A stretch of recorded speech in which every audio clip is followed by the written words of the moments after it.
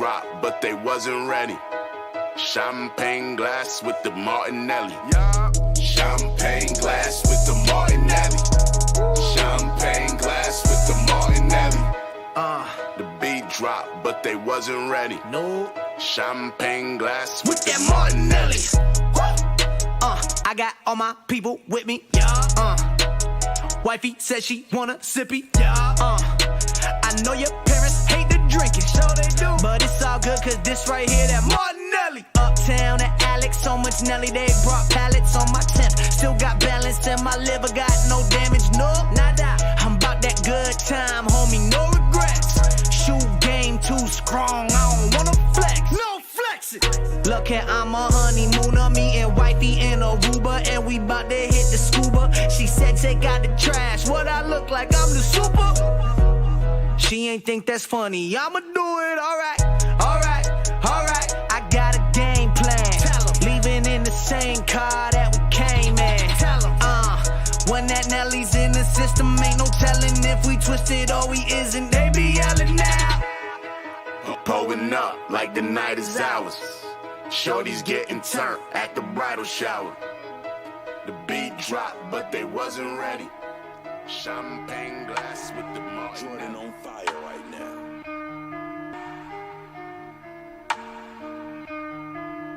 Woo, woo, woo, whoa. Good father, good father.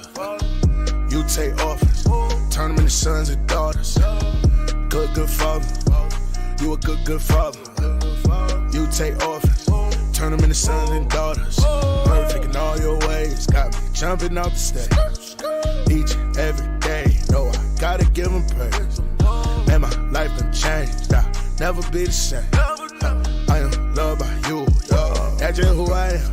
Oh my God, gotta lift them high. I get to it like there ain't no time. Put me in the dark where there ain't no shine. I'm a pipe up, give sight to the blind. Well, Father, Papa, Jawa, having a whole lot of lotto. Where he go, I'ma follow. There ain't no other option. Whoa, hey, check my drill. You ain't never seen nothing like this right here. Switch it up quick like I got 100 gears. Got on my side, I ain't got no fear. That be clear, that my daddy house. What you capping about? Oh no, I don't know what that's about. Don't even pass it out. Without a doubt, faith don't clout. We talk that in, we walk that out. Look at me then, look at me now. All that name, I swear to God, where I am, my grace in my job. Who is love, there is no end. Good fuck.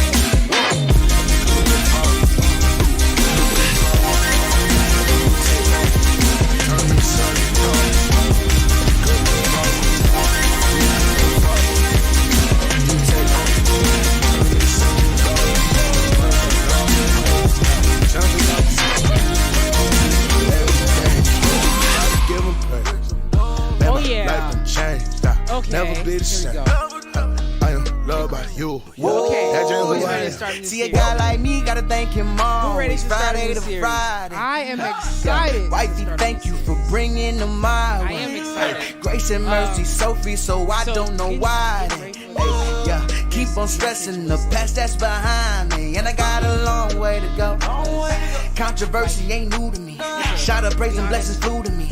There ain't nothing you can do to me, cause I'm nice. Jesus Christ took my life, flooded with ice, put that lemonade up in my Sprite. I'm just saying that he made me just right. I feel like I was like so like prepared to be able to speak on all those things, getting ready, all the Bible stuff, cause that's my thing. Like I really wanted to do it. And so getting ready for this message, I was like kind of sad, kind of like, but as I was preparing, I asked God to change my heart. I was praying and I said, God, please change my heart about how I feel about it. And as I prayed, God was like, I got you. And I went on a walk just to kind of get my mind around this. And I was like, God, I know this is it for me. I know that this is the message that you want me to be able to speak. I know personally that I could have done like something great with the other ones. Not saying you guys did. You guys did amazing, incredible, and you guys did amazing. I was just like, kind of jealous, actually really jealous. And so I was like, man. So I went on the walk, and I'm like, God just showed me. And so I went on a walk, and when I went on the walk, God brought me a family. I was walking, and I ran into them, Tracy and Aaron and all them, and I was just like, whoa. And so Aaron invited me in for some lunch, and while I was sitting down, they were all eating, and one thing that popped in my head was, whoa.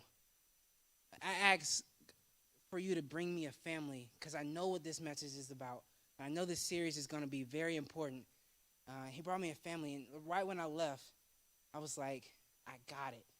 Like you put me in place, God, to put me in here to be able to start this message, to start this series, because he knows and I know that I got something good to share with you guys today. And so I know that this message has the ability to change you guys. I know this message can change the way you kind of perceive your family, the way you kind of see parents, siblings, and all the things like that. And it also has the ability to change relationships. And I think that's so powerful because God made us to be able to form relationships and not be alone. So I think this one right here is going to be so good. And so I want to pray. I want to pray because I think to start this off, I want God to be in this room. I think God needs to be here to be able for it to be effective. So God, I thank you for family.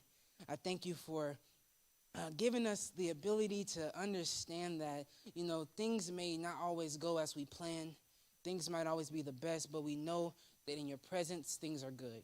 In your presence, that you are with us, and in your presence, you have the ability to do so much amazing things. I pray that this message doesn't just come through me, but comes through you, through me, God, and touches these people and touches their hearts. And I pray for that one person just come out and feel this message and they leave and better than before. In your name I pray, amen. Wow. Okay, so I know that this can be effective. I know that this message is going to be good, so I want to ask you guys. I know Carson and Kylie said it, but can you please take notes? Like this one, I want you guys to take notes. There we go, James. Just because I know that there are times when I've taken notes and I've been like just lost sometimes, and I'm just like, God, help me. And God guides me back to those notes. And I see something, and I'm like, I got it. I know you're speaking to me. And I start to change the way I maneuver through life. And at the top of those notes, I want you to title this, Us Against the World. Us Against the World. It's all good, man. But this specific one, Us Against the World. Because it says family, but the sad truth about it is some of us don't have the true family, as in, brother, sister, mom, dad, but we have a circle that we can be truly like personalized in, and we know that in that circle we can be ourselves, and in that circle that's where we can truly share everything about ourselves. So in that circle, I want to kind of build on that, the family. And so to introduce this, I want to bring in a family from the Bible and work through that with you guys, if that's okay. And so I want to bring in Joseph and his family. And this one right here is so good because Joseph has so many brothers, and he even has sisters that we don't really know about, but he has sisters, and he had a big family. And so you can learn so much through that family. Father is Jacob, Israel. God gave him the name Israel. So when I read the scripture, like, you understand that Jacob and Israel, same person.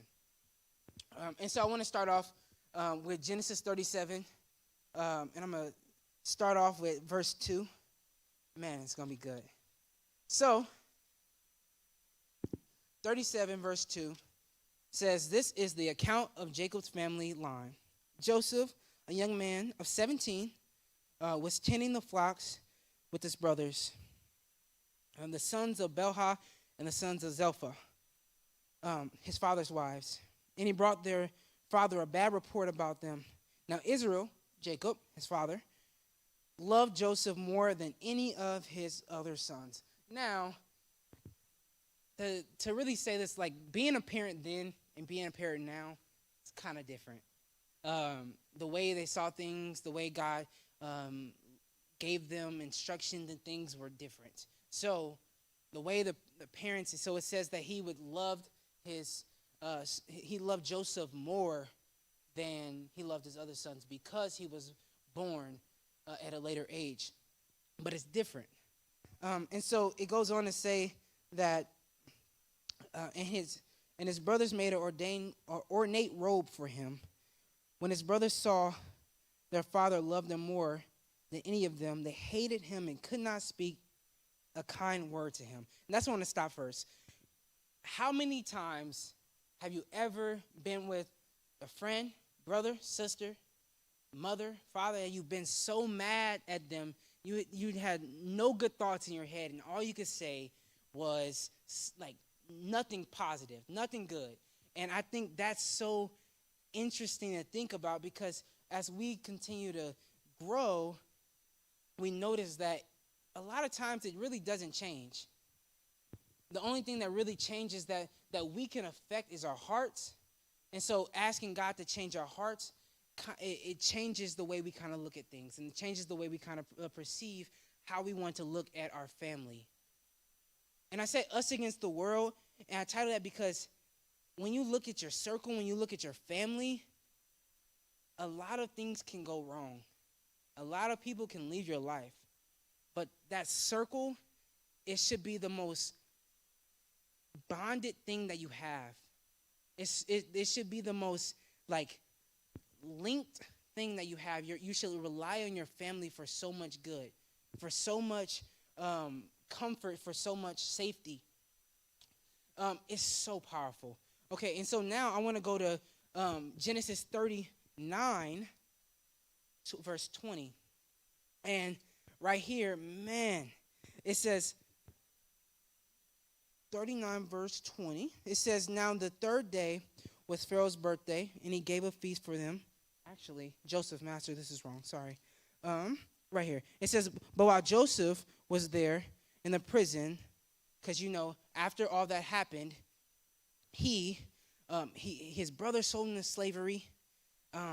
They hated him so much. Imagine doing that. Imagine putting your sibling into slavery because you hated him so much. Imagine that.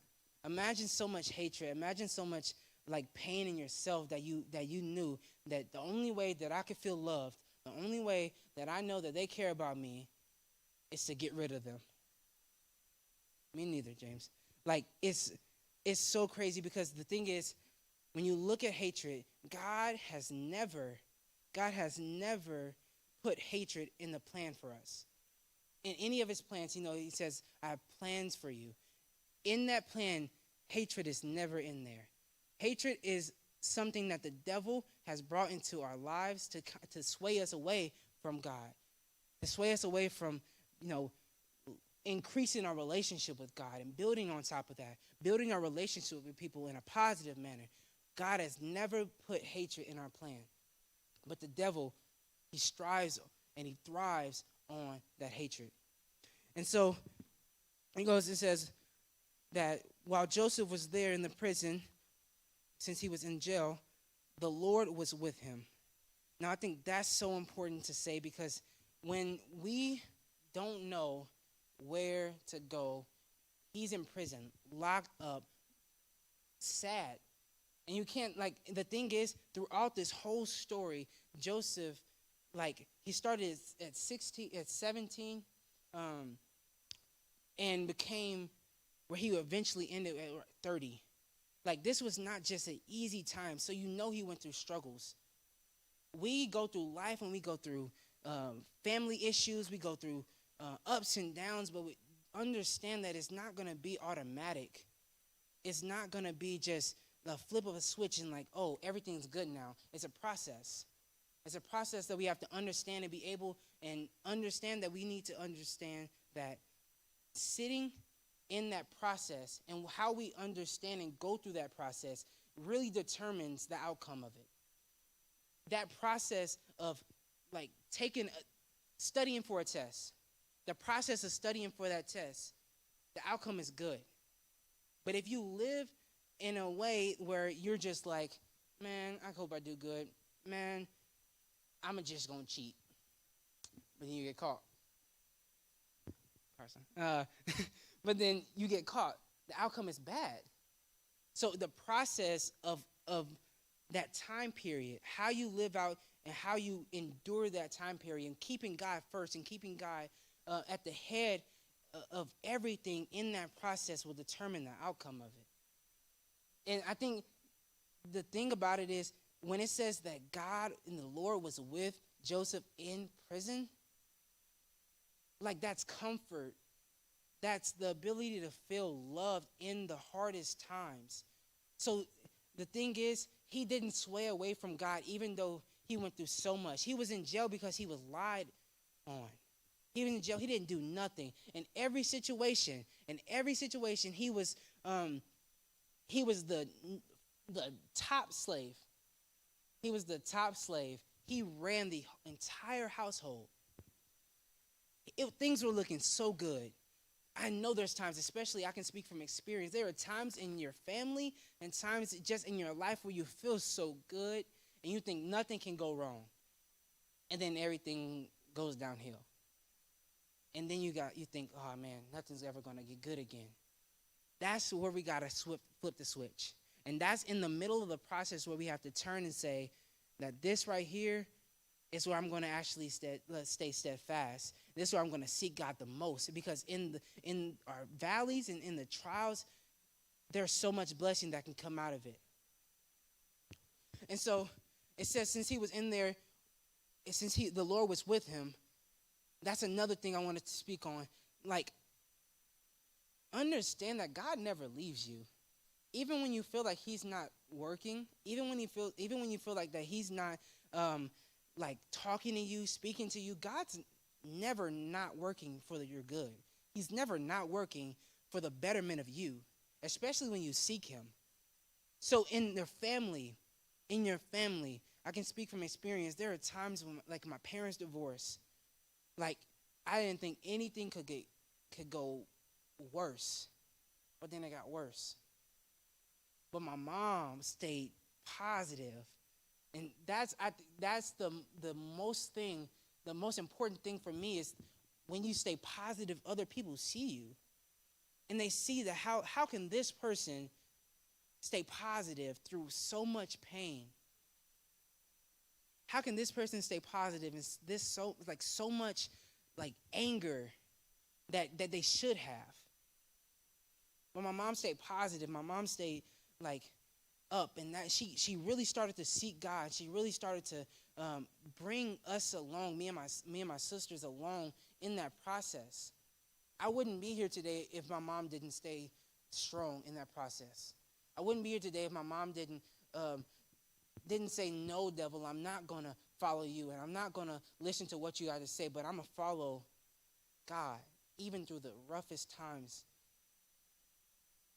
So next, I kind of want to continue on in this story. I know we have like the more personal story of Joseph, but I want to kind of focus more on the family. And so I want to keep going to Genesis 41:1. And so it says, when 2 full years had passed. Now I said 2 full years have passed because, again, the process, 2 years of pain, 2 years of in jail. Joseph told Pharaoh's other servants to tell him about him because he deciphered dreams. And he said, tell him about me. Please do not forget about me. And they forgot. He forgot about him. And he's in jail. How do you not get so angry? How do you not get so frustrated and mad and like you just want to yell? He stayed in there for 2 years. 2 years. And stayed seeking God. And so keep going on. you see that in 41, 1 through 2, it says, when 2 full years had passed, Pharaoh had a dream. He was standing by the Nile. When out of the river there came up 7 cows, sleeking and fat, and grazed among the reeds. Now, it's very interesting that in prison, even before that, Joseph had the ability and gift from God to decipher dreams. You get that? He had the ability to decipher dreams, and years later, he put that gift into action. But the thing is, his brothers were so jealous of him way back. They were so jealous of him that they couldn't show love and appreciate it. They were so jealous that he had so much, he was so anointed by God. But the thing is that you are too, that they are too. But when your mind is full of hatred, that's when you let distraction in. When your mind is full of hatred, that's when you let just the negativity in, and then you start thinking a lot of ways. And that's when you get the mindset of, oh, got to get rid of them. But he had the gift. And I really wish, like, this story it's a great story, but imagine how things could have changed if he would have said, his brothers would have said, wow, that's amazing. I'm happy for you. I know God has something for me too. I know God has something for me. I'm so happy for you. I know that God gives you the gift to decipher dreams, but that's not personally for me. But I know God has given me a gift. Like for me, like I'm on the worship team, but I can't really sing. I can't sing like Lauren, right? Like I wish I could sing that well. I'm just on stage just to be here, sometimes and give glory to God just for myself because I know God is amazing. But I can't sing like Lauren. Thanks, man. But like the things, exactly. So when you think about it, like I can't sing like Lauren, but God has given me ability to speak. And so like I thrive and I thank God for that ability because I know that like he has not left me with nothing. And that's what I wish that the brothers would have understood, that they are not left with nothing. Okay. Let's keep going on. And so we see in verse 3, it says, after them 7 other cows, ugly and gaunt, came up out of the Nile and stood beside those of the riverbank. And the cows that were ugly and gaunt ate up the 7 sleek, fat cows, and then Pharaoh woke up. I think most people don't understand this, and it takes a little bit to understand, but when you look at that passage, I want you guys to understand that as Pharaoh kept going on, and he said, like, he saw that dream, God put it into that guy that forgot him and said, remember him. So he remembered Joseph in jail for 2 years. 2 years, that's a long time to forget. And said, I know a guy in jail that helped me. I know he can help you. Sometimes God puts us in situations that we don't know in the moment that is a blessing in the future. Like God puts things into process, into fruition that we don't know in the moment that it means something. But when you stay true and you start seeking God and you continue to seek God, that things do come to fruition. All good things work for the good. I say that so much. All things work for the good. So God, like, allowed Joseph to be into prison and all that. But I think the whole point of it all is the story, the beginning and the end. To understand that Joseph went through so much, but at the end, God put him in a situation where he can help Pharaoh. And then after he helped Pharaoh, what did Pharaoh do? Pharaoh put him into high standing power. So when we go to, I want to go to Genesis 41. It says, so Pharaoh said to Joseph, I hereby put you in charge of the whole land of Egypt. That's not Pharaoh's doing, that's God's doing. God put him into a position where he could, in the process, he put him into position where he can go through things and he can give a testimony to where he got. And I think this is incredible to also think about this. His brothers came after this. God said that I will give you the gift to decipher Pharaoh's dreams. He deciphered his dreams. And when he deciphered his dreams, he told him that there's going to be 7 years of incredible harvest. But after those 7 years, there's going to be 7 years of famine in the land where nothing grows. And so Pharaoh put Joseph in charge of the entire land and said to start taking all the grain and start taking all things and start to save them. Save just a little bit and start putting them away. And so after that, God put him into a place where he can be a power. So when his brothers came from, the moment when his brothers came to get grain after the 7 years of great harvest, when they had almost no food, they came to Egypt. They were like, we need food. He said, he noticed his brothers. I think it's best if I read the scripture. He noticed his brothers. And it talked about when Jacob learned that there was grain in Egypt, he said to his sons, why do you just keep looking at each other? He continued, I have heard that there is grain in Egypt. Go down there and buy some for us so that we may live and not die. It says, then 10 of Joseph's brothers went down to buy grain from Egypt, but Jacob did not send Benjamin, his youngest brother.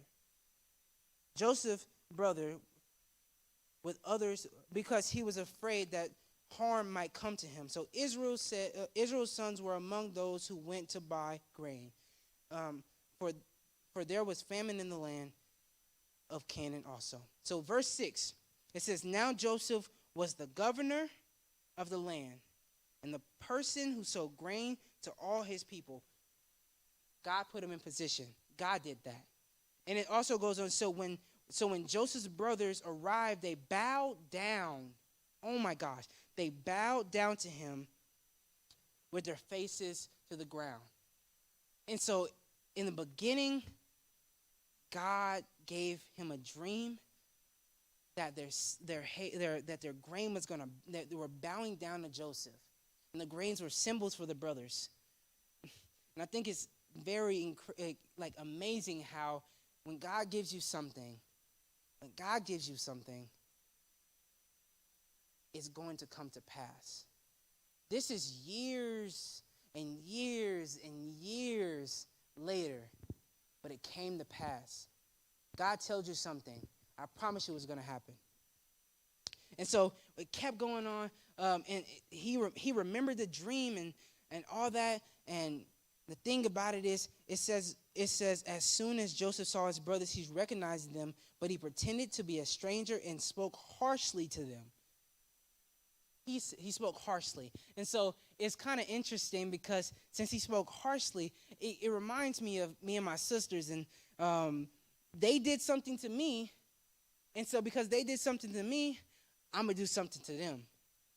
And so he spoke harshly. He was not nice to them. He was so mad. All that anger built up for so much time. Yeah, God was with them and everything, but he still kept a little bit of anger with them. And it was more emotional than anger. He really cared about his brothers, but his brothers didn't love him. And so keep going on. And as time goes on, he was just like, man, I feel like I can't keep doing this. He sent his brothers back to bring his younger brother because he wanted proof of him. And he was like, man, I need my brothers here. I feel like that's God speaking to him. And so at their second time coming, Joseph reveals himself to his brothers. And it says, then Joseph, in verse 45:1 says, then Joseph could no longer control himself before all his attendants, and he cried out, have everyone leave my presence. So there was no one with Joseph when he made himself known to his brothers. And then he wept so loudly that the Egyptians heard him, and the Pharaoh's household heard about him. This is it. Verse 3 says, Joseph said to his brothers, I am Joseph. Is my father still alive? But his brothers were not able to answer him because they were terrified at his presence. Then Joseph said to his brothers, come close to me. Man, it's so good. When they had done so, he came and said, I'm your brother Joseph, the one you sold into Egypt. And now do not be distressed and do not be angry with yourselves for selling me, because it was to save the lives that God sent me ahead of you. For 2 years now, there has been famine in the land, and for the next 5 years, there will be no plowing and reaping. But God sent me ahead of you to preserve for you a remnant on earth and save the lives by a great deliverance. God set a whole story in place. He set something up just so Joseph, hated by his brothers, could save his brothers. It's a story. It's a testimony. It's something that you cannot deny that it's God. Something that when you tell somebody something, you know that it's God and you cannot deny it. God set them up for so much good. So I'm telling you now, your families, even though it might be like rough times, even though it might be just painful to sometimes go through, your circle, your friendships, and all that, when you're going through it, have God in the center of it. Have God in that. Because when God is in that, I promise you the end is good. Some of us don't have true families. And so find that circle. Stay in that circle. The end is good. The end is good. And even if you don't have it outside of church, I promise you, if you're in this room right now, you have a family. And I can guarantee you that. If you're in this room, you have people you can rely on. You have leaders that care about you. You have people that love you. It's so good to think how God can do so much good, even in the roughest moments, even in the roughest situations. The end is good, but the process is where the importance lies. How we can live in the process, how we can understand that in that process, keep God first. Keep God first. Stay positive. Treat your family nice. Treat your siblings nice. It's so important because God looks at that. And one day, God's going to ask you, He's going to ask you, how did you treat them? Did you love them? Did you care for them? It's important. I think this is so good because how we live now determines our future. How we live now is so important to what is to come. Especially now. In this moment, in this corona and all these things, the way we approach our mindsets now matters. Because trust me, you never know when the end is end to come. You never know. God, I thank you for giving us your love, giving us the ability to be in this room, to feel your presence, to look through your word and know that at the end of so much, it's good to know that our family, treating your family in the right way, treating your circle in the right way is important. And that comes from you, God. It comes from just your love. You are love. So how can we not show love, God? I thank you for this moment. I pray that my words have spoken to these people, your children. I hope that as they leave, that they take something with it. And then pray, amen.